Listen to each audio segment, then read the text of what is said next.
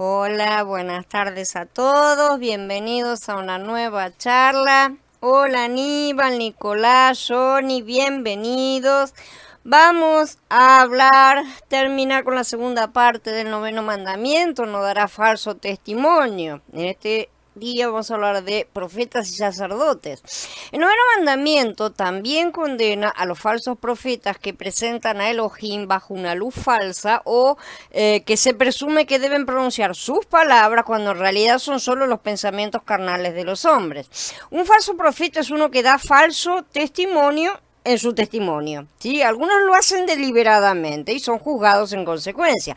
Otros, a menudo que son jóvenes profetas que todavía tienen problemas con la idolatría del corazón, dan falsos testimonios sin darse cuenta. Estos son juzgados con mayor misericordia. Hay errores y hay maldades y se diferencia entre una cosa y otra. Este mandamiento también condena a los sacerdotes y predicadores que presentan el carácter de Elohim de una manera inexacta o falsa. Sin embargo, el juicio para este falso testimonio generalmente debe dejarse en manos del mismo Elohim, ¿sí? Porque los hombres a menudo son incapaces de juzgar en este nivel. Es solo cuando se establece una corte bíblica genuina que uno puede esperar juzgar a los profetas correctamente. En las escrituras la mayoría de los ejemplos son los verdaderos profetas de Elohim acusados falsamente en las cortes terrenales. Exactamente al revés, ¿no es cierto? Es por eso que los verdaderos profetas fueron apedreados, cortados en pedazos, encarcelados, ¿no es cierto?, como falsos profetas, acusados de eso. Los sacerdotes y jueces de Israel rara vez tenían el discernimiento espiritual o el conocimiento del carácter de Elohim para mantener los tribunales justos, y las cosas no han cambiado mucho. La situación es exactamente la misma que en aquella época. Por esta razón Elohim trajo juicios sobre Israel y a Judá, poniéndolos bajo la autoridad de otras naciones y las leyes de los hombres y falsos dioses, ¿no es cierto? Yahweh destruyó la nación que formó, los atrios que él estableció y el templo que autorizó a Shlomo a construir. Cuando esas instituciones divinas dejaron de dar testimonio de la verdad del carácter de Elohim, él no dudó en condenarlos y destruirlos. Hola Mili, bienvenida. Los profetas representan a Elohim ante los hombres, pero también representan a los hombres ante Elohim. Es un canal de ida y vuelta. Este es su papel intercesor o sacerdotal. Se les da una revelación que debe ser transmitida a la gente con precisión, ¿no es cierto? Yahweh toma al profeta y le da una revelación que él tiene que repetir. El principal problema al que se enfrentan es que su revelación es siempre incompleta o parcial, ya que Saúl nos dice, porque en parte conocemos y en parte profetizamos, pero cuando venga la perfecta revelación completa se eliminará la parcialidad, en Coritim Aleph, ¿no es cierto? Shaul estaba hablando del final de la profecía de la congregación, como si el don profético fuera retirado cuando los escritos del Berit Hadashah estuvieran completos. Incluso el Berit Hadashah no fue una revelación completa de la verdad, ya que es evidente que ningún hombre, incluso hoy en día, tiene una comprensión perfecta de la revelación en la mente de Elohim. Por esta razón hay mucho desacuerdo entre quienes interpretan las escrituras. Pero cuando lleve la revelación perfecta, la revelación parcial que tenemos hoy va a desaparecer. Yahshua fue un testigo perfecto de todo lo que escuchó decir a su padre y de todo lo que vio hacer a su padre, como dice en Yahanan, ¿no es cierto?, capítulo 8. Por esta razón, leemos en Higalut 3 que él es el amén, el testigo fiel y verdadero. En otras palabras, todo lo que él dijo e hizo fue simplemente un amén, un doble testigo, ¿no? Exactamente igual de las palabras del Padre y de sus dichos, ¿no es cierto? Su testimonio fue la verdad absoluta y también fue fiel en retratarla en cada aspecto de su vida. Sin embargo, debido a que un verdadero profeta da testimonio de cosas que contradicen los ídolos del corazón de las personas promedio, el profeta generalmente se encuentra en desacuerdo con la gente y con los líderes religiosos, y por esta razón la mayoría de los profetas fueron perseguidos y muchos fueron apedreados como si hubieran sido falsos profetas. En un mundo que tiene tan poca comprensión de la mente de Elohim, es peligroso ser un profeta. Hola Katy, bienvenida. Los sacerdotes y predicadores lo tienen bastante más fácil porque normalmente dan su comprensión de la profecía que dio el profeta, ¿no es cierto? En lugar de profetizar directamente la palabra del Adón. Mientras sus oponentes entiendan la distinción, ¿sí? O sea que ellos no están profetizando, sino que simplemente están dando la interpretación, no están en grave peligro. Sin embargo, desafortunadamente, muchos no entienden la diferencia, por lo que confunden la opinión errónea con la falsa profecía. ¿Sí? Hay muchas personas que dan cosas que dicen cosas que son erradas y se los tilda de falsos profetas porque están errados. Hay gente que lo hace de propósito, no hablamos de ellos, hablamos de los que están equivocados porque tienen una comprensión equivocada. Esos no son falsos profetas porque Yahweh no los mandó a decir ninguna profecía. Lo que están haciendo es interpretando y dando su opinión, ¿sí? El problema es que la gente no se da cuenta y muchas veces el falso profeta tampoco, y dice que lo recibió por revelación y listo. Entonces, bueno, cuando algunos descubren que hay equivocaciones, empiezan los problemas, ¿no es cierto? Por esta razón, la mayoría de los profetas fueron perseguidos, ¿no es cierto? Como ya lo hemos dicho. Cuando estos hombres se les dan puestos de autoridad y de aplicación de la ley, o sea, que pueden juzgar, digamos, ¿no es cierto? Que tienen una cierta autoridad, a menudo han acusado falsamente a hombres, y muchos han sido ejecutados, incluso torturados por tener una opinión errónea o diferente según algún punto de vista doctrinal. Y la Inquisición católica es el mejor ejemplo que tenemos acerca de estas cosas, pero ha habido muchas más persecuciones, lo sabemos. Cuando Elohim bendice a su pueblo por su fe y obediencia, él usa la boca de los profetas para transmitir esta bendición. Este fue el propósito de la bendición que el sacerdote solía transmitir cada día cuando el sacerdote salía del lugar santo después de quemar el incienso en el templo, ¿no es cierto? Yahweh te bendiga y te guarde, Yahweh te mire con bondad y te favorezca, Yahweh te mire con aprobación y ponga en ti shalom, en Bamidbar, en el capítulo 6. Sin embargo, cuando la gente persistió en la rebelión y la desobediencia, los profetas se convirtieron en los portavoces de Elohim para juicio. Ahí ya a la gente no le gusta, ¿no es cierto? Aquí es donde empezaban los problemas, porque la gente generalmente quería ser bendecida todavía, aún así en la desobediencia, ¿no es cierto? Todavía hoy quieren exactamente lo mismo. A medida que pasaba el tiempo, muchas de las personas olvidaron la ley de Elohim o aprendieron una versión retorcida cuando los sacerdotes la interpretaron de acuerdo con su propio razonamiento y comprensión carnales. En tales casos, los profetas y Yahshua mismo intentaron corregir su comprensión, pero los sacerdotes y los maestros generalmente tenían demasiada confianza en sus propios puntos de vista carnales. Eso es soberbia. La gente razonó que un centenar de sacerdotes descendientes de Aarón y llamados por Elohim para que lo atendieran no podían estar equivocados, por lo que el profeta fue expulsado o ejecutado como falso profeta, lo mismo que le sucedió a Mashiach, ¿no es cierto? Más tarde, por supuesto, la gente se dio cuenta de que habían juzgado mal al profeta, ¿no es cierto? Así que entonces se erigieron monumentos para honrarlos póstumamente. Pobre de ustedes, escribas y fariseos hipócritas, dijo Mashiach, porque edifican los sepulcros de los profetas y adornan los monumentos de los justos, pero siguen matando a los de su propia época, ¿no es cierto? Continuaron apedreando a los profetas de su generación.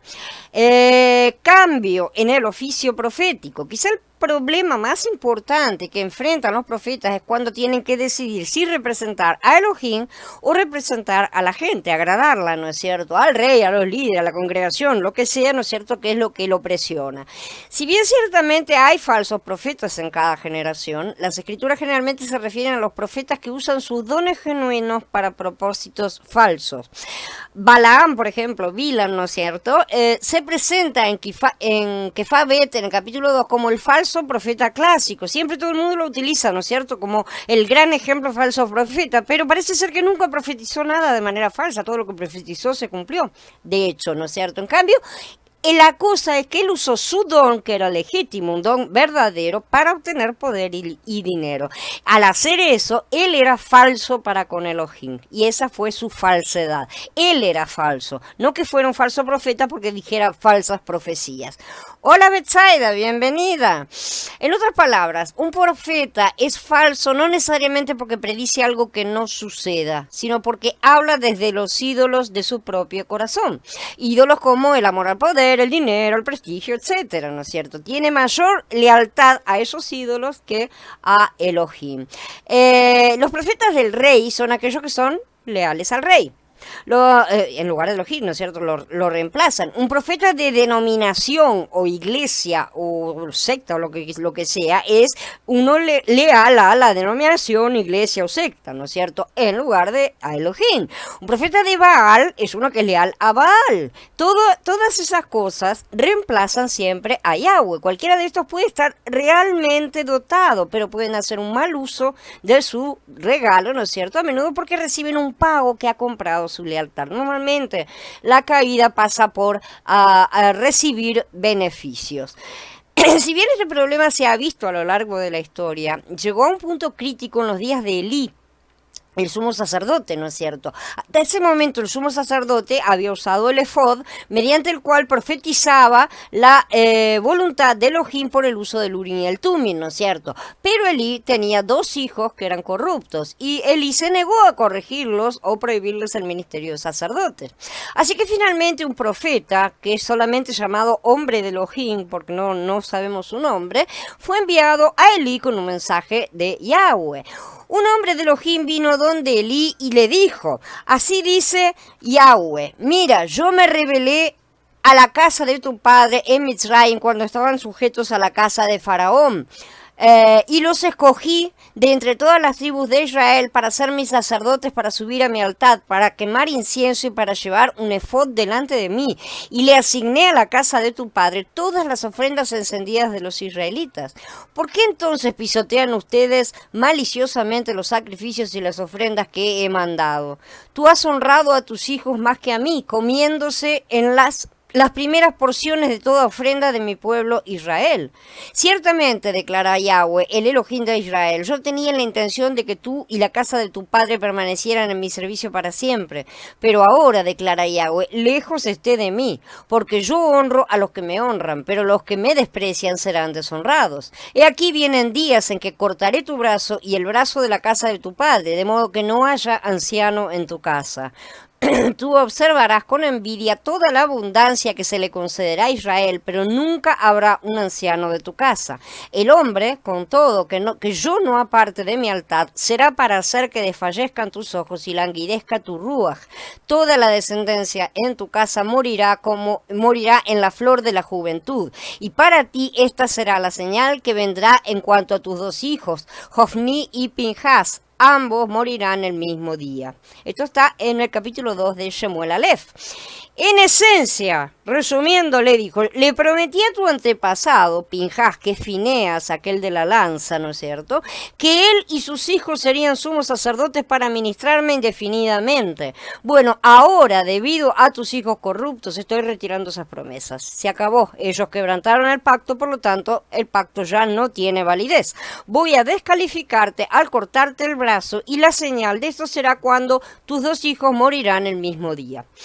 El hombre de Elohim continuó después, en el siguiente paso, diciendo, y levantaré para mí un sacerdote fiel que actuará de acuerdo con mis deseos y mis propósitos. Yo le edificaré una casa duradera y él caminará delante de mi ungido siempre, dice Shemuel Aleph en el capítulo 2. Esta profecía se cumplió finalmente en Mashiach mismo, cuyo sacerdocio duradero era el de la orden de Melquisedec, ¿no es cierto? Pero sin embargo, la profecía también tuvo un cumplimiento parcial en Shemuel, que era un tipo de Mashiach en sus roles de profeta y sacerdote.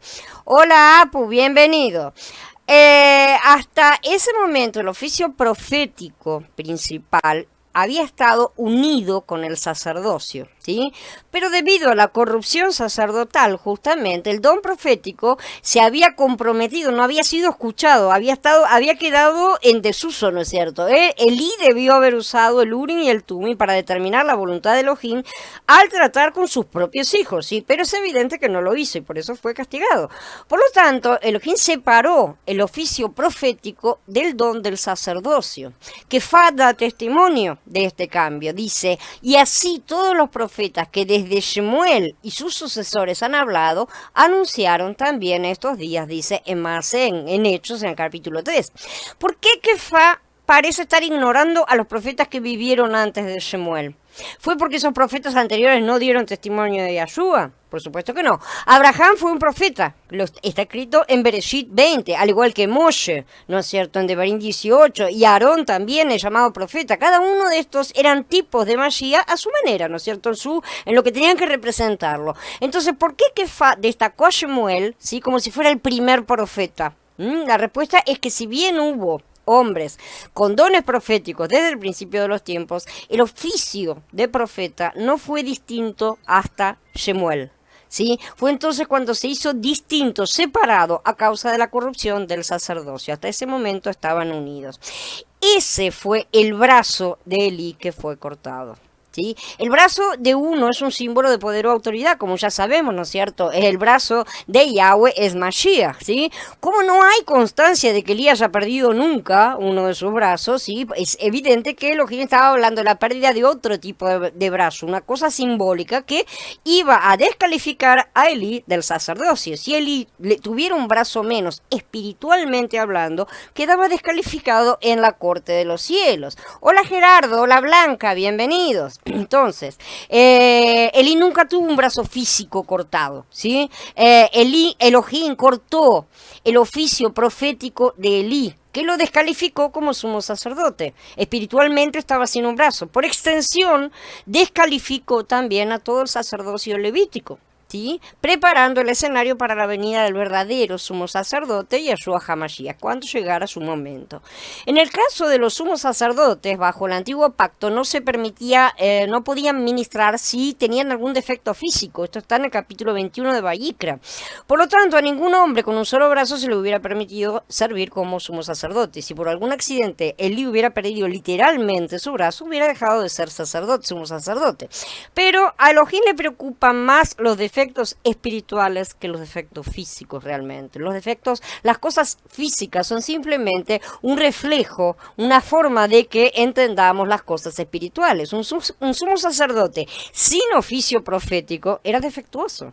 Sí, es lógico, no estaba calificado para ocupar ese cargo. Por esa razón el sacerdocio levítico mismo fue descalificado y desde ese punto se determinó que sería reemplazado por la orden de Melquisedec. No inmediatamente, Yahweh nunca hace las cosas de manera inmediata, ¿no es cierto? Sino en el momento en que él hubiera determinado. Cuando murió Elí, de hecho, ¿no es cierto?, su hijo Eleazar tomó su lugar. Esto está en el capítulo 7 de Shemuel Aleph. Cuando murió Eleazar, o sea que él tuvo su cargo, su hijo Ebiatar tomó su cargo, pero Ebiatar finalmente fue reemplazado en los primeros días de Shlomo. Así excluyó Shlomo a Ebiatar de su oficio como sacerdote de Yahweh, cumpliendo así lo que había dicho Yahweh en Shiloh acerca de la casa de Elí. Esto está en Melahim Aleph en el capítulo 2.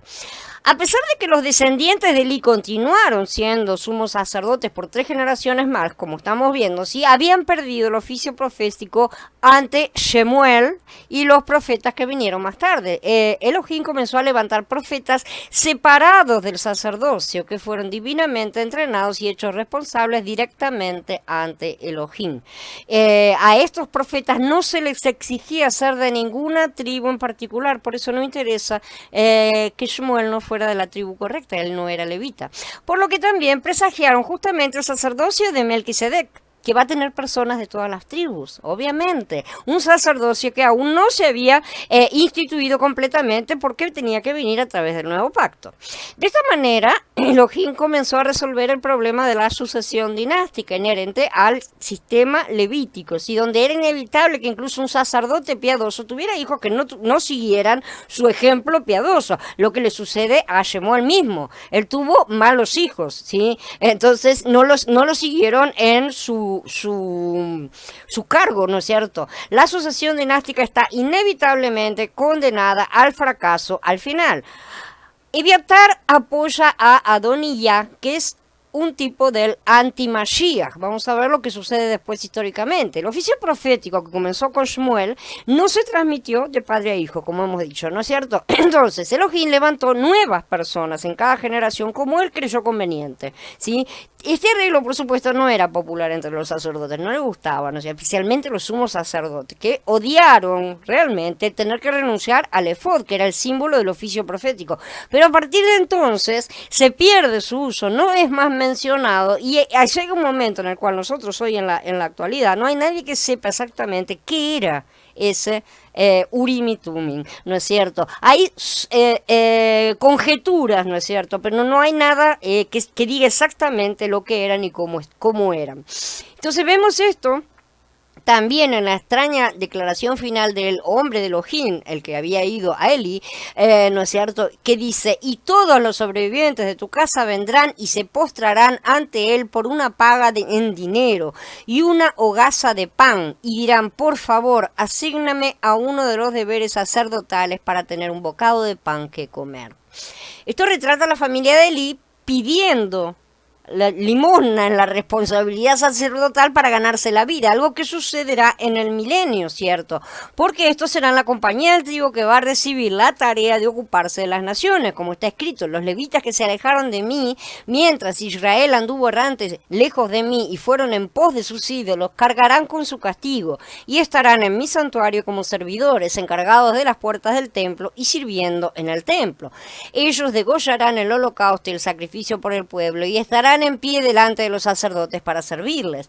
Debido a que les sirvieron delante de sus ídolos y llegaron a ser un tropiezo de iniquidad para la casa de Israel, por eso he alzado mi mano contra ellos, jurando que cargarán con su castigo, dice Adonai Yahweh. No se acercarán a mí para hacerme sacerdotes, ni se acercarán a ninguna de mis cosas sagradas, ni a las muy sagradas, sino que cargarán con su bochorno y con las abominaciones que cometieron. Pero los pondré a cargo de las tareas del templo, en todo su servicio, en todo lo que se ha de hacer allí. Dicen Yahezkel, ¿no es cierto?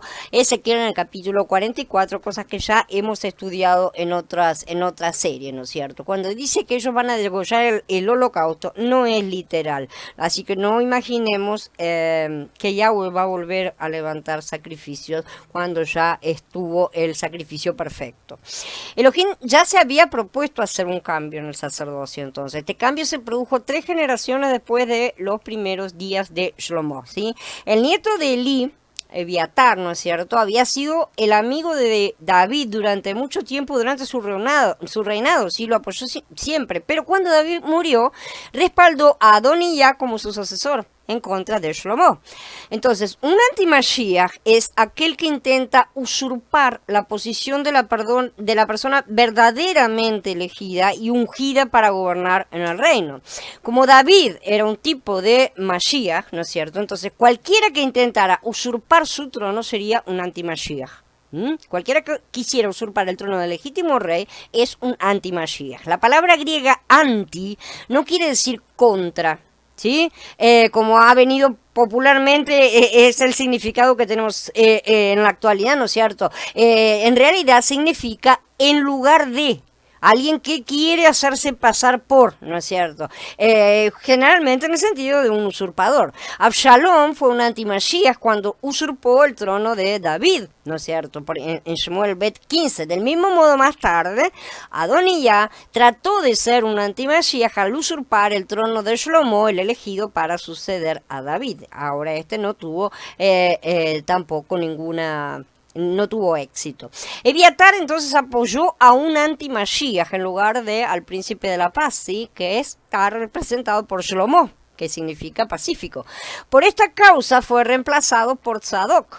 Cuando él cometió la verdadera traición, ahí dio el paso justo para caer de su puesto definitivamente, ¿no es cierto?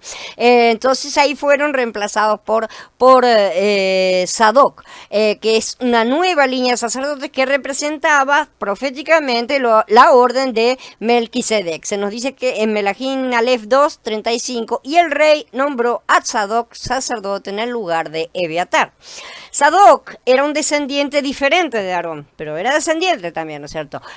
Así entonces él calificó como sumo sacerdote durante el tiempo del antiguo pacto. Sin embargo, al final incluso él también era solamente un tipo y sombra del sacerdocio que aún estaba por llegar. Su línea fue reemplazada por Yahshua HaMashiach bajo el nuevo pacto, cuando el verdadero príncipe de la paz fue el sumo sacerdote según la orden de Melquisedec. Recordemos que Ebiatar había rechazado a Shlomo, ¿no es cierto?, respaldando a Adonía en su intento de usurpar el trono. Este patrón se repitió cuando los sacerdotes en los días de Yahshua rechazaron al príncipe de paz en favor de Barrabás, el ladrón, ¿no es cierto? En este caso Adonía era un tipo de Barrabás. Adonía era el hijo de David, ¿sí? Mientras que el nombre de Barrabás significa hijo del padre.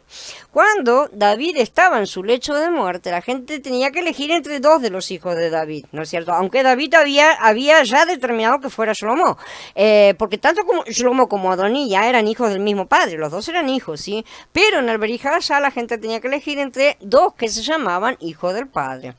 Y Yehezkel profetiza el cambio de sacerdocio. 2 siglos después de la inauguración de Sadoc, de la línea de Sadoc, ¿no es cierto?, la línea sadoquita, Yehezkel profetizó acerca del mayor cambio del sacerdocio justamente en el capítulo 44 de su libro, ¿no es cierto? Aunque no mencionó específicamente el sacerdocio que debía ser reemplazado, habló de ellos como un sacerdocio idólatra que hizo que Israel se desviara, ¿no es cierto?, como citamos arriba.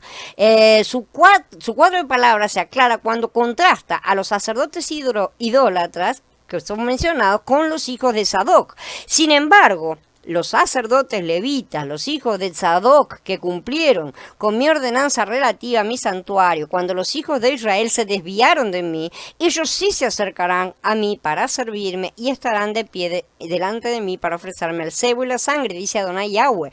Ellos sí entrarán en mi santuario y se acercarán a mi mesa para servirme y cumplirán con mi ordenanza. En el sentido de que esta es una profecía del futuro, está claro que los hijos de Sadoc representan la orden de Melquisedec, que reemplazó a todo el sistema arónico que sirvió bajo el antiguo pacto.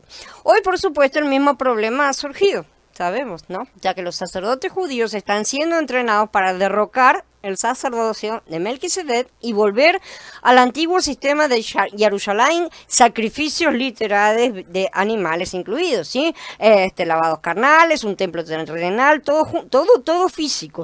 Ellos están suplicando en este momento alguna responsabilidad para cumplir el oficio de sacerdote, pero Elohim ya los ha reemplazado, a Leví con Melquisedec, así como el verdadero cordero de Elohim ha reemplazado los sacrificios de los animales.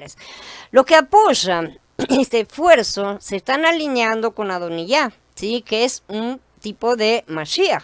Al igual que Ebiatar, el sacerdote que tuvo fe en David durante muchos años, pero que al final demostró ser infiel, muchos creyentes y sus líderes ahora están siguiendo su ejemplo al respaldar el intento sionista de reemplazar a Mashiach y su orden de Melquisedec con el antiguo sistema que Elohim mismo abolió hace mucho.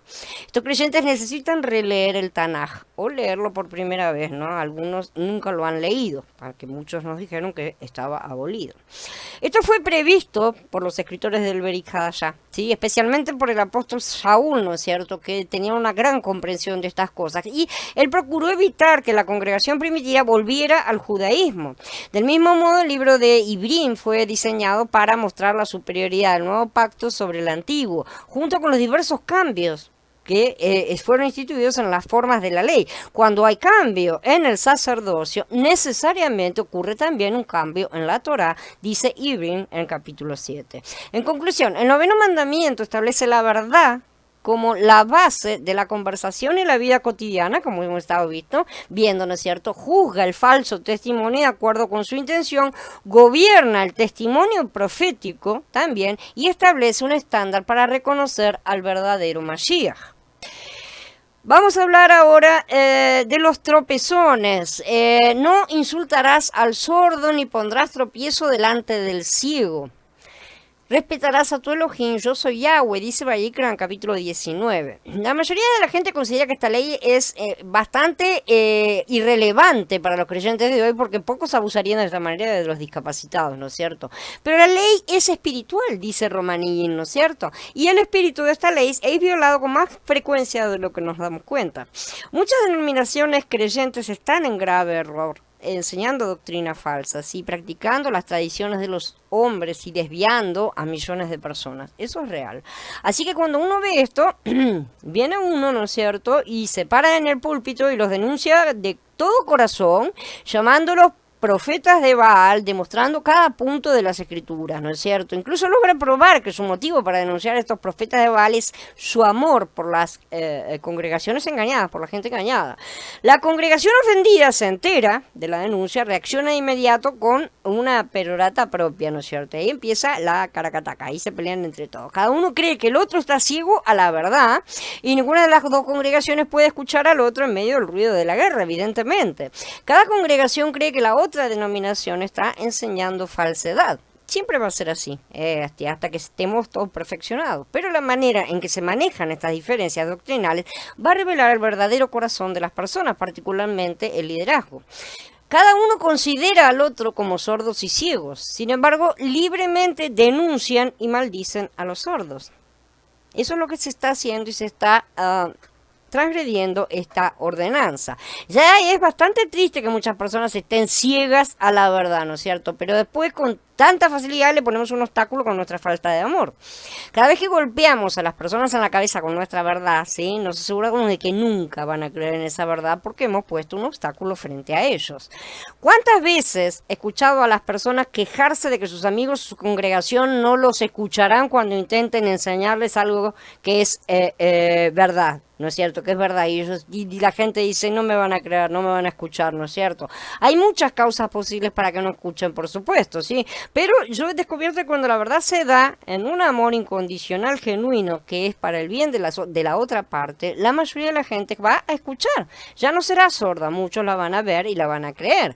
Y yo considero que era un asunto serio cuando los hombres ponen un obstáculo frente a alguien más para hacerlos caer, ¿sí?, o para atraparlos en su pecado o incredulidad por nuestra actitud no amorosa hacia ellos. El perjurio. El juez de la ley de Elohim dice que si un hombre da falso testimonio contra su prójimo, acusándolo falsamente, entonces ese falso testigo recibirá la pena total del mismo pecado que había acusado al hermano de cometer. Esto lo vimos en el otro post, ¿no es cierto? Es el principio de hacer a los demás a la inversa, ¿no es cierto? Y el juicio siempre se ajusta al delito. La falsa acusación es un asunto muy serio. Cuanto más grave es la acusación, más grave es la pena de la ley. Y sin embargo, somos tan rápidos para acusar a los demás, ¿no es cierto? A veces por la evidencia más circunstancial, aunque sabemos que no podemos probar nuestros cargos legalmente. Por ejemplo, los creyentes a veces piensan que es su llamado y su deber de creyente exponer a tantos lobos predicadores, ¿no es cierto?, falsos predicadores, como sea posible para liberar a la congregación de los lobos con ropa de oveja, ¿no es cierto? Van a las cruzadas para desenterrar toda la suciedad, o sea, salen a buscar errores, no salen a hacer otra cosa, salen a buscar errores para poder acusar, ¿no es cierto? Buscan cualquier indiscreción pasada, inclusive de las personas, que tal vez no sea la vida actual, ¿no es cierto? Porque todos tenemos un pasado antes de haber sido salvos. Cualquier cosa que pueda ser torcida para probar que los otros no son verdaderos creyentes y apoyar que a ellos no les gusta lo que está diciendo. Después van directamente a esos púlpitos y los denuncian, ¿no es cierto? Entonces viene toda esa pelea, toda esa guerra, y la pregunta es si tienen el amor de Elohim en sus corazones. Porque la cuestión entre los hermanos debe resolverse supuestamente en amor. Uno no debe amar a un lobo, eso es cierto, ¿sí? No podemos amar a un lobo, ¿no es cierto? Porque es lo que está incorrecto, o sea, la persona tiene que ser corregida, ¿sí? Por lo tanto, una vez que uno ha probado que el hombre es un lobo, ya lo podemos tratar mal. Parece que esa es la cuestión, ¿no es cierto? Ya no hay más por qué tratarlo con amor. Ahora es un lobo, listo, ahora lo podemos patear y matar. Alguna vez que casi ninguna vez van al acusado para verificar las acusaciones o la evidencia antes de actuar públicamente. Normalmente no lo hacen nunca. Esto es comparable a colgar a un hombre sin un juicio, porque todos sabemos que es culpable de todas maneras, o sea, todos presumimos que es culpable, ¿no es cierto? Pero Nicodemo conocía la ley e incluso se enfrentó a los líderes religiosos sobre este tema. Nicodemo, el que fue a Yeshua al principio y que era uno de ellos, les dijo: ¿juzga nuestra ley a un hombre sin oírlo primero y entender qué hace? En Yahanan 7. Por supuesto que primero hay que permitirle a la persona que se defienda. Hacer lo contrario es otra forma de perjurio. ¿Sí? Es otra forma de levantar falso testimonio. Se comete diariamente, no solo en las denominaciones, se comete diariamente en todas partes. Si empiezan a pensar y a prestar atención, se van a dar cuenta que en todas nuestras relaciones humanas está todo mal, ¿no es cierto? En la parte de las denominaciones está enmascarado en el amor, está perfumado con las escrituras, ¿sí? Vestido con un traje de sinceridad, pero huele a lobo, de cualquier manera. Huele a personas que están tratando de encontrarle algo, un error a la otra persona. ¿Qué dice la ley sobre el perjurio? Que el acusador recibirá la pena de la ley por ser un lobo con piel de oveja, exactamente lo que el acusador trató de imponerle a la otra persona. Es un asunto muy serio acusar a alguien de no ser un verdadero creyente, particularmente cuando juzgamos por apariencia, en lugar de conocer el corazón de la persona por medio de la revelación del Ruach HaKodesh, ¿no es cierto? Es solo por esa revelación que podemos realmente saber si un hombre es creyente o no. De otra forma no sabemos. Personalmente yo he conocido a muchos creyentes de corazón que la congregación ha condenado y juzgado por las apariencias. Y sé que son perfectos creyentes. También he conocido muchos creyentes externos que eran muy respetados en la congregación, pero esos corazones estaban en total rebelión contra Elohim. Entonces, las apariencias normalmente engañan. Supongamos que alguien comete un pecado sexual. Unos años más tarde se hace creyente. ¿No es cierto? Pero alguien después recuerda que el desliz y muchas personas podrían señalarlo con el dedo de condenarlo, ¿no es cierto? Pensando que están haciendo un servicio a Elohim, porque eso está escrito también, ¿no es cierto? Sin embargo, si este hombre ya se ha arrepentido y ya ha recibido el perdón de Elohim, entonces es inocente a los ojos de Elohim, porque ya fue perdonado. De esta manera la gente es culpable de perjurio. Están dando falso testimonio y van a tener que responder por eso. La gente no se da cuenta de cuántas veces al día se condena a sí misma. Hay que ser muy cuidadosos, tenemos que aprender todas estas cosas para poder no matarnos a nosotros mismos, porque en línea general lo que hacemos es condenarnos a nosotros mismos. Si un ladrón paga el castigo por el pecado y recibe el perdón por él, entonces está bajo la gracia, y cualquiera que lo condene por el pecado pasado es culpable de perjurio. Nuestra sociedad es culpable de eso. Nosotros llevamos una carga de perjurio a nivel nacional, ¿no es cierto? Porque no es nuestra de forma directa, pero sí indirecta, como ya vimos en otro post, ¿no es cierto? En el post 53 de No robarás. Elohim no tiene dobles estándares. El pecado es pecado y la gracia es la gracia. Es peligroso pronunciar culpa y acusar sobre la base de rumores, sobre la base de diferencia de opinión e interpretaciones. Y incluso los noticieros no siempre son plenamente conscientes de la verdad o la manipulan directamente, como sabemos, ¿no? Están interesados en una noticia, en la venta de los periódicos, tiempo publicitario y hay también en formar su agenda. Por lo general no les importa si la persona ha pagado la pena por el pecado o si ha sido perdonada por Yahweh. Podemos esperar que este perjurio de los no creyentes, ¿no es cierto? Pero esto no debería ser hecho por los creyentes. ¿Qué dice la Escritura acerca de los pecadores perdonados? ¿Quién podrá acusar a los escogidos de Elohim cuando Yahweh es quien los declara inocentes? ¿Quién los condenará cuando el Mashiach Yeshua fue el que murió? Y no solo eso, sino que también resucitó y además está a la diestra de Elohim y también intercede por nosotros. Roman y en el capítulo 8. Solo unas pocas personas realmente se atreverían a ponerse de pie y acusar deliberadamente a otro hombre de forma falsa. Sin embargo, millones de personas a lo largo de los siglos se han apresurado a cometer perjurio sin darse cuenta siquiera, ¿sí? Esta es la gran tragedia de la congregación. Somos tan rápidos para acusar y no tememos que podamos acusar falsamente, y eso nos coloca a nosotros mismos bajo condena. Entonces, la ley del testigo doble dice: un solo testigo no se levantará contra un hombre a causa de cualquier iniquidad o pecado que haya cometido. En la evidencia de 2 o 3 testigos se confirmará el asunto. Los testigos no necesitan ser personas. Moshe dijo que si Israel pecara, el cielo y la tierra darían testimonio contra ellos. Entonces, tengamos en cuenta que Yahweh también ve todas esas cosas y Él las maneja con otros testigos que a lo mejor nosotros no tenemos en cuenta. Al establecer esta ley, Elohim sabía que los hombres depositarían demasiada confianza en sus propias opiniones y sus propias evaluaciones, sus juicios, ¿no es cierto? Y en este orgullo a menudo condenarían a inocentes o juzgarían al pecador con demasiada dureza, como ya venía sucediendo de antes. Si los hombres fueran verdaderamente espirituales, tuvieran el don de discernimiento de espíritu, ¿no es cierto? No habría mayor problema para juzgar, ¿no? Como vemos en el caso de Ananías y Zafira. Sin embargo, la mayoría de la congregación todavía es anímica, muy almática y muy carnal a juzgar, y se pone a juzgar por las apariencias y los testigos, ¿no es cierto? Y por eso necesitan estas pautas de la ley para prevenir la injusticia en el juicio, para prevenir que haya injusticia, y a pesar de todo las cometen de cualquier forma.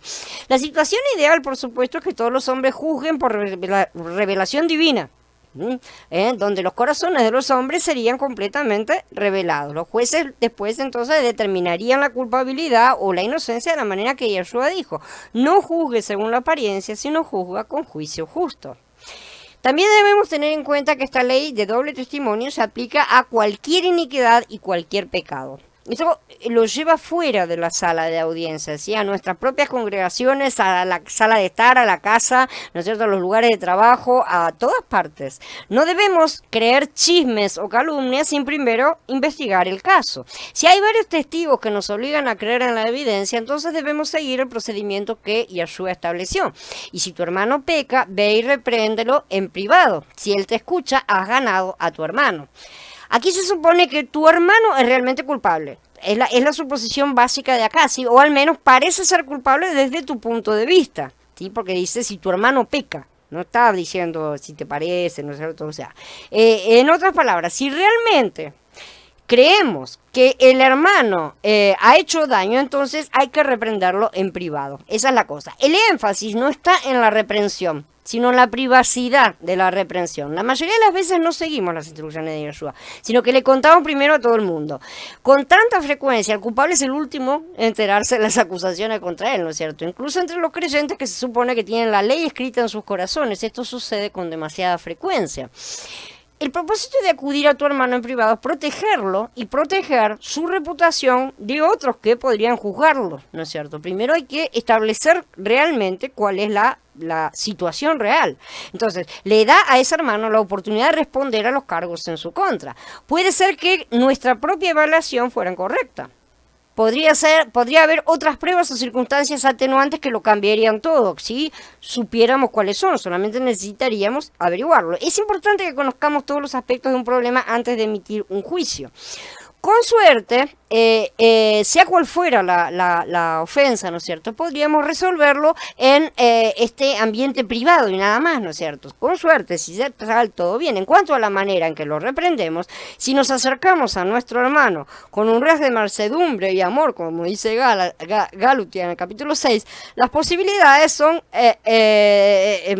reducen, ¿no es cierto?, de que sea necesario ir más allá de este primer paso. Generalmente se resuelven las cosas de ahí. Pero si vamos con una actitud altiva, asumiendo que ya sabemos todo acerca de la situación, que se debe conocer, ¿no es cierto?, que tenemos la razón y listo, es muy probable que simplemente lo alejemos y quizá endurezcamos su corazón. Entonces, ¿cuál es el objetivo? ¿No es cierto? ¿Tener la razón o establecer la verdad y restaurar al hermano si consideramos que está equivocado? Entonces, si queremos restaurar a un hermano a la unidad y al compañerismo en el ruaj de amor, entonces tenemos que dejar que esa cosa sea nuestra guía, ¿sí? O sea, ese tiene que ser nuestro camino de guía. No debemos darle una palabra de acusación envuelta en amor, como falso, ¿no es cierto? Como un lobo con piel de oveja, sino darle verdadero amor. El hermano va a reflejar esa actitud de Mashiach, será visto en las dos personas. En el paso 1, es importante que no nos acerquemos al hermano con una acusación, sino con una disculpa, ¿sí? Muy a menudo tratamos de seguir a Matías 18, yendo directamente al hermano para decirle las faltas, ¿no es cierto?, o para enderezarlo. No hay amor en ese enfoque y probablemente no haya buenos resultados, ¿no?, con el enfrentamiento.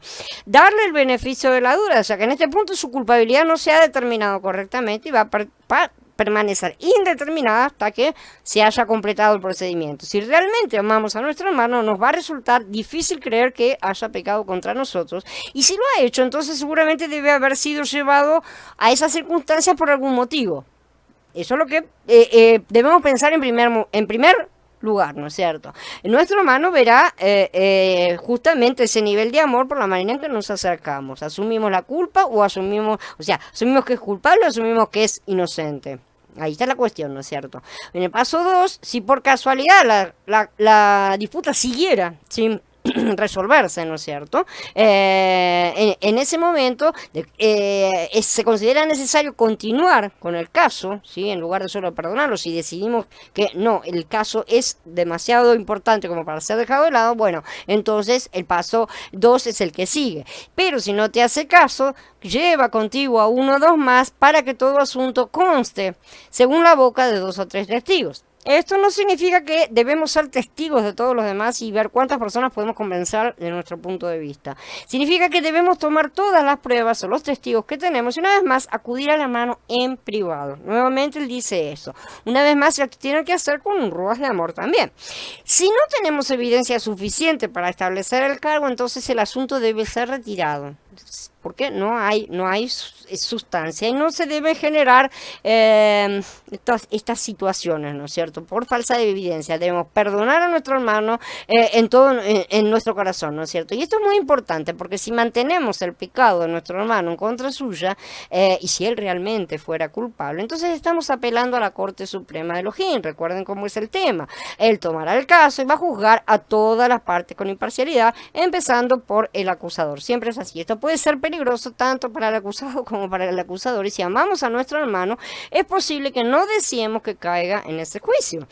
Pero si tenemos la evidencia adecuada a mano para establecer la culpabilidad de manera del hermano, ¿no es cierto? Y el acusado simplemente ignora la evidencia, como es el caso que se está siendo planteado en las escrituras, se niega a arrepentirse, entonces sí, ahí tenemos derecho de ir a la corte, digamos, en el paso 3, ¿sí? Y Yahshua dice, si no les hace caso a ellos, dilo a la congregación, y si no le hace caso a la congregación, considéralo como un gentil y publicano. O sea, no hay que matarlo, no hay que cortarle la cabeza, no hay que quemarlo en una hoguera, ni nada por el estilo. Simple y sencillamente está fuera, está cortado, está separado, ¿sí? Entonces la congregación en este caso es la congregación toda o sus representantes, no hace falta que estén todos los miembros de toda la congregación, ¿no es cierto? Hoy conocido, ¿no es cierto?, como jurados, ya sean civiles o religiosos. Es su deber determinar culpabilidad o inocencia con base en la evidencia. Si se hace un llamamiento a la congregación, las dos partes están obligadas por la ley a someterse a la decisión de la congregación bajo pena de desacato al tribunal. Eso sucede en todas partes, ¿no es cierto? Y esto en las escrituras llevaría a pena de muerte, como ya hemos estudiado en el capítulo anterior. El que se niega a someterse al veredicto de los sacerdotes. Por interpretación estricta o literal de la ley, el desacato al tribunal es un delito capital, como ya vimos. Sin embargo, en los días de Yahshua solo los romanos podían autorizar ejecuciones, los demás no. Por lo tanto, Yahshua abogó por una interpretación menor, pero válida de la ley. Debía ser sacado de la congregación o expulsado. En el Tanaj, así fue como Elohim aplicó esta misma pena de muerte a la nación de Israel después de que se negaron a escuchar el veredicto de Yahweh. Por ejemplo, cuando Irmeyá le dijo a Yahudá que se sometiera al rey Nabucodonosor de Babel, que ya hemos estudiado, se negaron a escuchar la palabra del Adón. Decidieron pelear contra Babel en lugar de ver a Babel como el juicio de Elohim sobre ellos por su pecado. Este fue un desacato al tribunal, al veredicto emitido. Sin embargo, en lugar de destruirlos como nación, los envió al exilio a Asiria y Babel entre los paganos, por separado y todas sus partes. Sin embargo, muchos murieron también, ¿no es cierto?, en este proceso. Este fue un sustituto misericordioso de la pena de muerte provocado por la intercesión de los profetas y otros. No dejó que se apagara la rama. Y Yahshua también reconoció que los sacerdotes en su día parecían saber poco de los principios de misericordia, de amor o de gracia, ¿no es cierto? Solo sabían cómo usar la ley para acusar y destruir a los pecadores.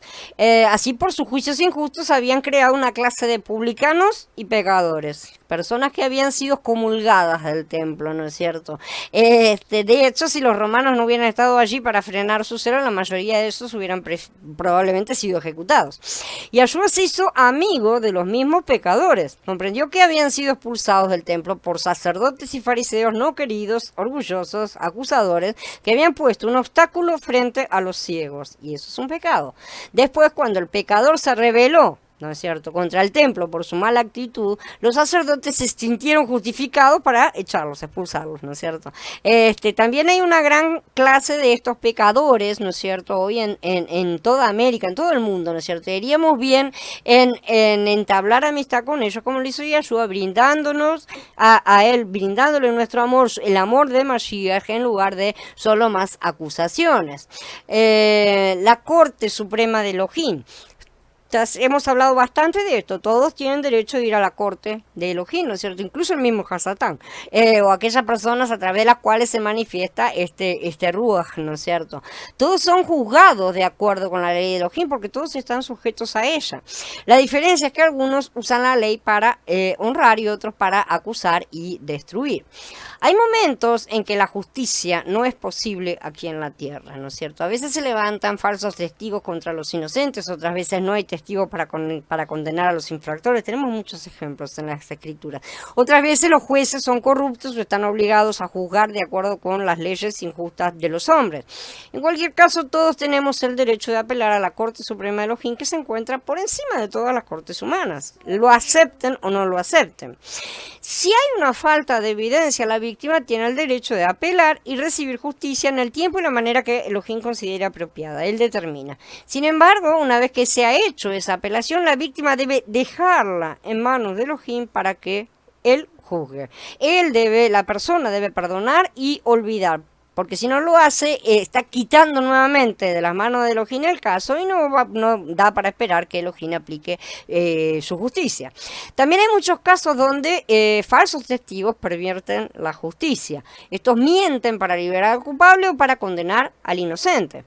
En todos los casos donde se ha cometido una injusticia, los hombres pueden apelar su caso ante la Corte Suprema de Elohim. El único requisito real es que los hombres crean que Elohim realmente escucha su caso, que realmente lo va a atender. Si no tienen fe en él, entonces él no hará nada en absoluto. Al apelar los casos de injusticia a la corte, los creyentes deben ser conscientes de que esto debe hacerse solo con un pensamiento serio, oración y conocimiento de las implicaciones de esta apelación. Cada apelación válida dirigida contra el gobierno por su injusticia eleva el nivel de iniquidad que finalmente va a provocar su desaparición. O sea, cada vez que nosotros presentamos un caso, es una gota más en la copa de esa nación. ¿Se explica? Entonces tenemos que pensarlo bien porque nosotros también formamos parte de esa nación. No se trata de que no sea, sino simplemente hacer las cosas dentro de los parámetros de la justicia de Yahweh. Entonces hay que pensar en esto. La lección que se debe aprender aquí es que cuando los ciudadanos de una nación apelan a Elohim contra la injusticia perpetrada por los funcionarios de gobierno, por ejemplo, su petición eleva el nivel de iniquidad de esa nación. Si la nación no se arrepiente y regresa a la obediencia a la ley de Elohim, ¿sí?, la nación finalmente será destruida. Por lo tanto, cada víctima de injusticia debe preguntarse si desea ser parte de la petición para derrocar a la nación, teniendo en cuenta que muchas personas inocentes pueden ser asesinadas en esa generación. Por ese motivo, Yahweh instruyó a los israelitas que serían deportados a Babel a orar por sus gobernantes y por su ciudad. Toda autoridad es finalmente establecida por Elohim, incluso los peores ejemplos de la historia. El rey Nabucodonosor de Babel, ¿no es cierto?, fue un gran rey desde un punto de vista político, pero fue tan cruel como cualquier impío. Elohim lo usó, sin embargo, como un ejemplo para mostrar que él era soberano incluso sobre gobernantes impíos. En Daniel 4 tenemos el testimonio de Nabucodonosor de cómo Elohim le mostró su soberanía al derrotarlo durante 7 tiempos. La lección que aprendió se da en el capítulo 4, donde Daniel dice: esta es, oh rey, la interpretación. Es un decreto de Ilayá, el supremo, que ha caído sobre mi amo el rey. A ti te echarán de entre los hombres y junto con los animales del campo estará tu morada. Te darán de comer hierba como a los bueyes y te mojarás con el rocío del cielo. 7 tiempos pasarán sobre ti hasta que reconozcas que Ilayá, el supremo, es soberano del reino de los hombres y que lo da a quien quiere. Dice en el capítulo 4.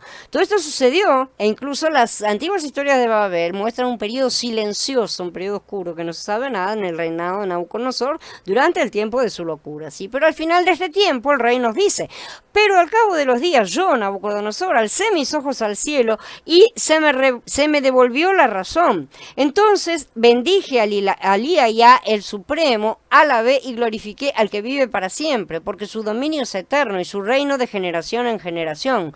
Todos los habitantes de la tierra se consideran como nada. Él hace según su voluntad con el ejército del cielo y con los habitantes de la tierra. No hay quien detenga su mano ni quien le diga: ¿qué haces? En el mismo tiempo se me devolvió la razón y mi dignidad y mi esplendor volvieron a mí para gloria de mi reino. Mis altos oficiales y mis nobles me buscaron. Yo quedé restituido a mi reino y se me añadió aún mayor grandeza. Ahora yo, Nabucodonosor, alabo, exalto y glorifico al Rey del cielo, porque todas sus obras son verdad y sus caminos son justicia. Él puede humillar a los que se portan con arrogancia. La verdadera razón es saber que Elohim es soberano de la tierra. Sí, Él es capaz de humillar y derrocar incluso al más grande de los reyes. En consecuencia, si Elohim no humilla a estos gobernantes crueles, es porque han sido puestos sobre nosotros para juzgar a la gente por sus pecados por determinada cantidad de tiempo, ¿sí? Entonces vemos esto aquí con el caso del reino de Yahudá, a quien Elohim sometió a Nabucodonosor. Por su soberanía, Yahweh ha establecido autoridad en la tierra y la ha distribuido a ciertos hombres y mujeres según su voluntad. Esto no solo incluye a las autoridades gubernamentales, ¿no es cierto?, que son la parte del mundo, sino también a los dones y llamamientos espirituales que ejercemos en la vida. En la comunidad, Elohim ha nombrado en primer lugar enviados, en segundo lugar profetas, en tercer lugar maestros, después los que hacen milagros, después los dones de sanidades, los que ayudan, los que administran, los que tienen diversidad de idiomas, dice Shaul en Corintiim Aleph 12. Los apóstoles, los profetas y los maestros son 3 de las autoridades gubernamentales, digamos, que Elohim ha establecido en la congregación. Estos deben en parte enseñar a los creyentes y ayudarlos a presentarse, aprender cómo presentarse en la Corte Suprema de Elohim para establecer un gobierno justo, primero en la congregación y después en el mundo en general. Otros tienen autoridad espiritual en el área de sanación, administración e incluso ayuda, ¿no es cierto? La palabra griega para ayuda es antílepsis, que implica el significado de comprensión y percepción, ¿sí? O empatía, que es muy útil para otros. Es uno de los dones más importantes para la congregación, uno de los que menos hay, ¿no es cierto? Que es probable que se deba a que esto no tiene tanta apariencia, ¿no es cierto?, como algunos otros dones. Cuando Elohim quiere que los reinos sean derrocados, Él levanta hombres y mujeres y los unge con la autoridad espiritual para deponer reinos. No porque sean ungidos para eso, ¿no es cierto?, como algunos sostienen, sino porque son su amén en la tierra. Esto se logra primero con guerreros de oración, a quienes Yahweh entrena en el uso, ¿no es cierto?, de la autoridad espiritual. En los tiempos señalados se les lleva a decir amén a ciertos decretos de la corte divina y van aprendiendo a escuchar cada vez más claramente su mensaje.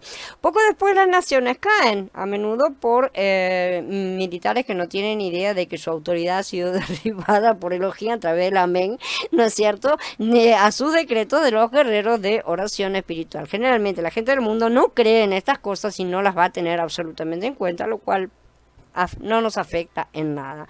De esta manera, Elohim ejerce su poder sobre los asuntos de los hombres. A través de los hombres, a través de su cuerpo. Él hace esto siempre a través del hombre, ¿sí? Él raramente hace las cosas de manera directa. Casi siempre cumple su voluntad usando hombres. Y esto es simplemente porque él le dio al hombre autoridad sobre la tierra, ¿no es cierto? En Bereshit, en capítulo 1, al hacerlo tuvo la intención de limitarse él mismo, ¿no es cierto? En lugar de hacer todo por sí mismo, él podría hacerlo todo solo, no necesita a nadie, pero él decidió que fuera así. Y todo esto es para un aprendizaje. Su propósito es entrenar a hombres y mujeres para ser sus hijos, haciendo las cosas que ven hacer al Padre. Exactamente, como hizo Mashiach. Si Elohim hiciera todas las cosas por sí mismo, no habría ningún propósito para la humanidad, no habría un propósito para nada, ¿no es cierto? Ningún aprendizaje, ninguna necesidad de establecer autoridad en la tierra. Shaul nos dice que los santos juzgarán al mundo, ¿sí? Si bien eso es cierto, también es cierto que Yahshua HaMashiach fue nombrado como el juez supremo, ¿sí? La única manera de que Yahshua podía ser elegible como juez en la tierra era si él hubiera venido, ¿no es cierto?, como hombre, porque Elohim delegó toda autoridad sobre la tierra al hombre. Entonces él tenía que venir como hombre. Leemos esto en Yahanan 5, donde Yahshua mismo dijo, porque ni siquiera el Padre juzga a nadie, sino que ha dado todo juicio al Hijo. Porque así como el Padre tiene vida en sí mismo, así también dio al Hijo para tener vida en sí mismo y le dio autoridad para ejecutar juicio porque Él es el Hijo del Hombre. Entonces prestemos atención al hecho de que Yahshua, a Él le fue dada esta autoridad porque Él es el Hijo del Hombre, o sea, el Hijo de Adán, ¿no es cierto? Como el Hijo de Elohim, Él ya tenía la autoridad en el cielo. Él ya la tenía, ¿sí? Pero como hijo del hombre, la adquirió, ¿no es cierto? Adquirió toda autoridad sobre la tierra. Y eso fue a través de su sacrificio. Yahshua podía gobernar a los malajín del cielo como el hijo de Elohim, ¿sí? Pero tenía que convertirse en el hijo de Adán para ser gobernante legítimo de la tierra.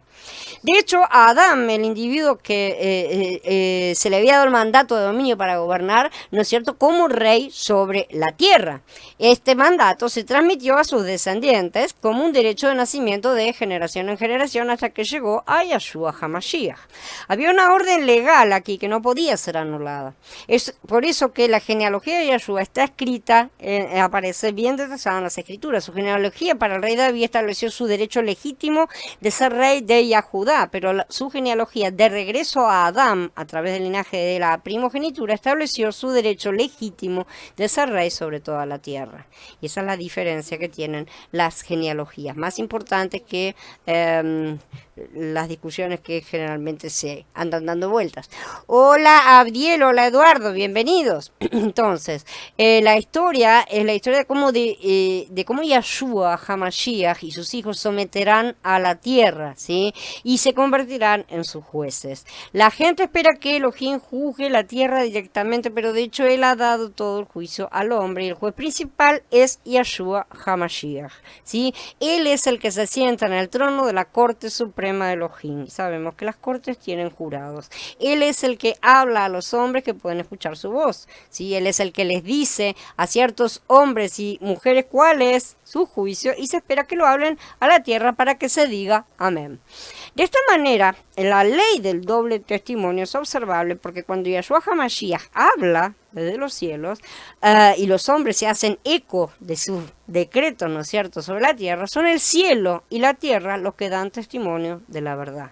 ¿Sí? Entonces ahí tenemos al doble testimonio. Esto es lo que establece todas las cosas que Elohim está haciendo en la tierra. Él verdaderamente ha sometido todo juicio, ¿no es cierto?, al Hijo, lo sometió todo al Hijo, porque Él es el Hijo de Adán, ¿sí? Esto no es aplicable a Yahshua únicamente, sino también a su cuerpo. A medida que las escrituras desarrollan este tema de juzgar la tierra, vemos ejemplos tempranos de conquista de tipo militar, ¿no es cierto? Como los días de Yahoshua, de Josué, de David, que fue el rey guerrero, ¿no es cierto? Pero para la época de Yahshua HaMashiach, el método parece cambiar a una forma de conquista más pacífica o más espiritual, mejor hablando, ¿no es cierto? Como si pasáramos del reino material, del reino físico de la era de Pesaj a un reino un poco más espiritual. No del todo completamente, sabemos Shavuot es intermedio, pero más espiritual. La gente en los días de Yahshua no podía entender esto porque no conocían todavía la mente de Elohim. Hoy tenemos el beneficio de la retrospectiva, de mirar hacia atrás, ¿no es cierto? Tenemos una visión más clara de la progresión de los métodos de Elohim. Todo juicio pertenece a Yahshua HaMashiach. No debemos juzgar a ningún hombre sin él. De hecho, sin escuchar a Elohim hablar, primero no tenemos ninguna autoridad para abrir la boca y nuestros juicios caerían a tierra.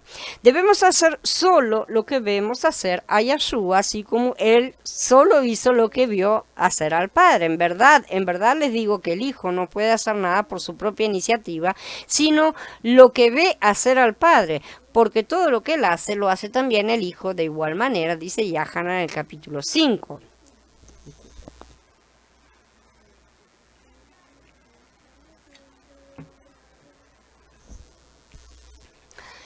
El Ruach HaKodesh, que es nuestro abogado, ¿no es cierto?, es el medio por el cual ahora podemos juzgar al mundo, porque es Yahshua mismo quien juzga al mundo a través de nosotros, si estamos conectados, ¿sí? Él es la cabeza, nosotros somos el cuerpo, actuamos en su nombre y cuando juzgamos guiados por el Ruach Santo, no somos solamente nosotros los que juzgamos, ¿no es cierto?, sino que es Yahshua el que juzga en nosotros. Él ha delegado en su descendencia espiritual, que somos nosotros, la autoridad legal para juzgar, pero nosotros tenemos el mismo nivel de responsabilidad para juzgar solo por el Ruach, ¿sí? Aparte de la continua guía del Ruach HaKodesh hacia toda verdad, ¿no es cierto? Nuestros juicios, si los separamos de él, van a ser solamente carnales y perjudiciales, normalmente, ¿no es cierto? Cada vez que juzgamos, debe ser una revelación de Elohim aplicada por sabiduría sobrenatural, que no depende de la comprensión humana ni de las apariencias externas, ¿sí? Debe buscar los pensamientos y las intenciones de Elohim. Debe partir el alma y el ruach, como dice, ¿no es cierto?, las coyunturas y los tuétanos en Ibrim 4. No puede ser un juicio carnal, sino tiene que ser espiritual, porque el ruach dentro de nosotros es espiritual. Cuando los creyentes juzgan por la carne o por las apariencias, ponen una maldición sobre la tierra.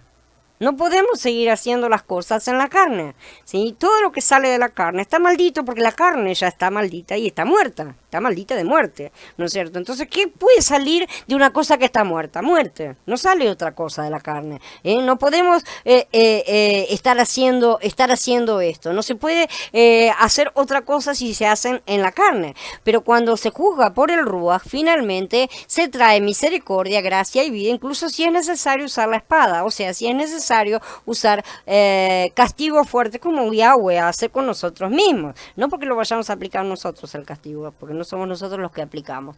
También parece que cuanto más carnales somos, más nos gusta juzgar a los demás, ¿sí? El juicio en sí mismo no es correcto ni incorrecto. O sea, el juicio es una cosa necesaria. Yahweh es juez, de manera que el juicio es algo que si él lo hace es absolutamente correcto siempre, ¿no es cierto? Simplemente existe como una responsabilidad dada por Yahweh sobre nosotros, ¿no es cierto? Pero como cualquier tarea gubernamental, esta autoridad es mejor manejada por aquellos que no tienen ambición de poder, y cuando digo ambición de poder no es necesariamente que sean ambiciosos, que deseen dominar al mundo, ¿no es cierto?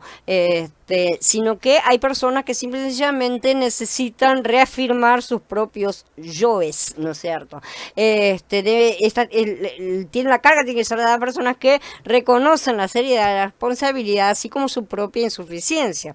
Los carnales les encantaría tener autoridad espiritual para poder, y muchos de ellos los tienen y los vemos, ¿no es cierto? Tienen canales de televisión, hacen muchos shows y cosas.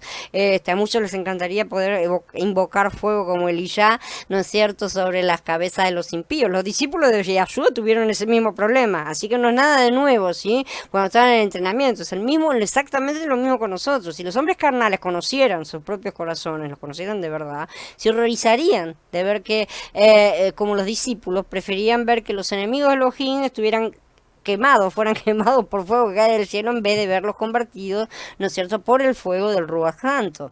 Yahshua los reprendió por no conocer sus propios corazones. ¿Por qué hay tantos incrédulos en el mundo hoy? ¿Por qué tantos odian a la congregación y a Elohim y a Yahweh, ¿no es cierto?, que los creyentes dicen que representan, ¿no es cierto? Es porque hemos hecho tanto bien. Es porque hemos hecho que los sordos oigan y los cojos caminen. Es porque nuestro amor y compasión por ellos está rebosante. No, la verdad es que odian a Yahshua HaMashiach y a Yahweh el Padre, porque los creyentes han sido injustos y los han tergiversado, representándolo muy mal ante el mundo, ¿no es cierto? No solo contra los incrédulos, sino también entre creyentes mismos. Viven todos peleados, dando una pésima impresión de lo que significa ámense los unos a los otros. No por nada, la mayor acusación del mundo contra los creyentes es que son hipócritas. Los hombres injustos que se hacen pasar por creyentes han definido el cristianismo y el judaísmo ante los ojos del mundo, lo que dificulta que los verdaderos creyentes superen esa mala reputación. El Mismor 33.5 dice de Elohim, él ama la justicia y la rectitud. El Mismor 37 es también el gran capítulo que describe que los mansos heredarán la tierra. Dice, los justos heredarán la tierra y habitarán para siempre en ella. La boca del justo profiere sabiduría, su lengua habla lo que es correcto. La justicia y el derecho son la base de tu trono. El amor y la verdad van delante de ti, dice el Mismor 89. Las escrituras asumen una posición clara, ¿sí?, de que la justicia es la base de todo juicio justo y de toda rectitud que pueda haber en la tierra, y esa es la base para la paz. Aquellos que no buscan justicia para los débiles y los pobres no están haciendo la voluntad de Elohim en la tierra, independientemente de quién perpetre o apoya la justicia, no importa de qué lado. Por esta razón, los aspirantes a vencedores debemos estudiar la ley divina, porque este es el fundamento de la justicia que proviene de la mente de Elohim. El verdadero método de Elohim para someter la tierra. Para comprender esta progresión, tenemos que empezar al menos desde los días de Moshe. Todo Israel tuvo la fe para abandonar la tierra de Egipto en la fiesta original de Pesach, ¿no es cierto? Pero este fue solo el primer nivel de fe. Cuando llegaron al Sinai para la fiesta de Shavuot, Elohim les habló audiblemente, ¿no es cierto? Y les dijo los 10 mandamientos del monte. La gente estaba aterrorizada, ¿sí? Tan aterrorizada que se negaron a acercarse a Elohim, e incluso cuando Moshe los instó a hacerlo.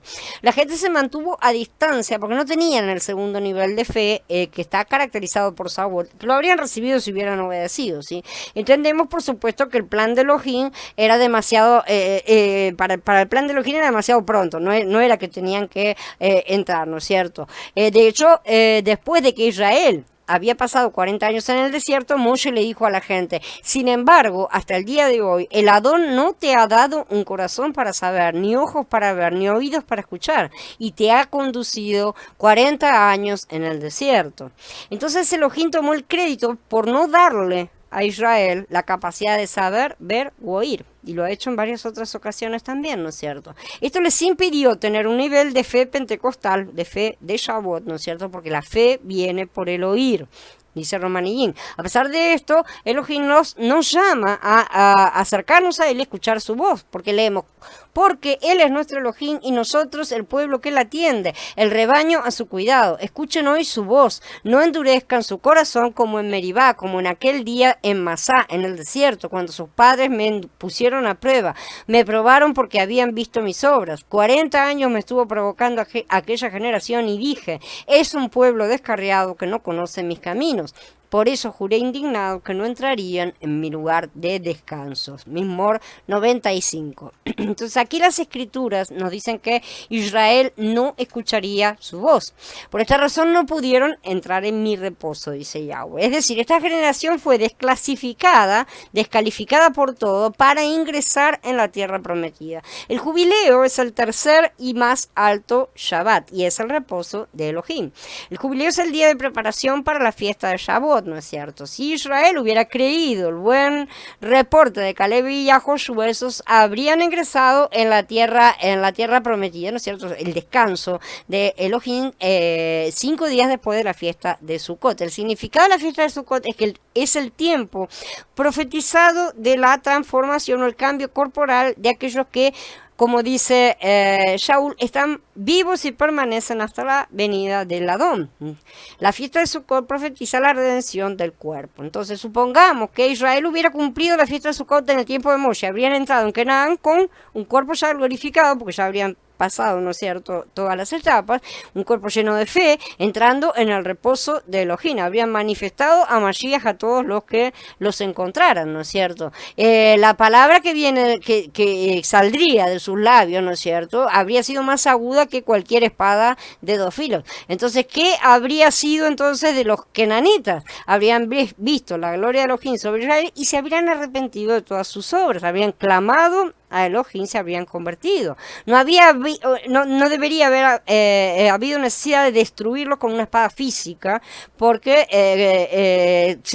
habrían tenido la espada del Espíritu, como sucederá durante el milenio con los gentiles de las naciones. Entonces la historia de Israel nos dice lo que habría sucedido, pero no lo hizo, ¿no es cierto? Sabemos que no lo hizo, sabemos que no era el tiempo, en verdad, ¿no es cierto? Pero es útil que sepamos porque manifiesta la mente y el verdadero deseo de Elohim. Se le dijo a la gente de Israel que matara a los kenanitas, y esa era también la voluntad de Elohim en ese momento, porque era una representación. Pero fue su voluntad solo porque Israel era incapaz de empuñar armas más sofisticadas, ¿no es cierto?, más espirituales que las espadas físicas. Por su bajo nivel de fe, solamente podían destruir a los kenanitas con la espada, ¿sí? Pero esto no debe tomarse como un mandato para hacer lo mismo hoy. Se nos ha dado mayor fe y armas más afiladas realmente que pueden separar el alma del ruaj y discernir los pensamientos y las intenciones del corazón.